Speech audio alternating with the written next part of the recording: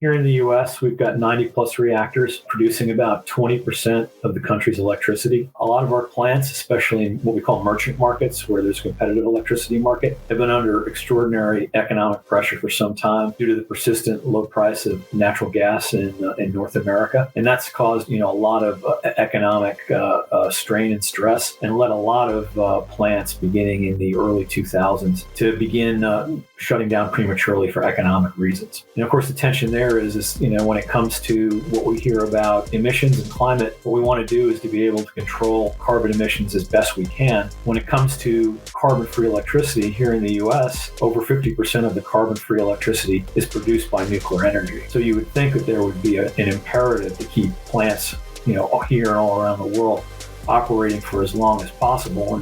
But right now, I would say that there is a heck of a moment going on, both in the U.S. and internationally, when it comes to the broad recognition of the contribution that nuclear makes to controlling emissions. I mean, when you're more than 50% of zero carbon electricity, and you're the only baseload source of carbon-free electricity, it's just an imperative to keep these plants online.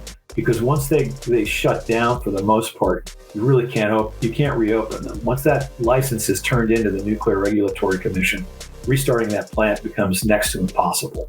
So, where we see some really hopeful signs at the state level and the federal level, I see some encouraging signs when it comes to advanced reactors. I'd like to leave that to my colleagues in the panel to address.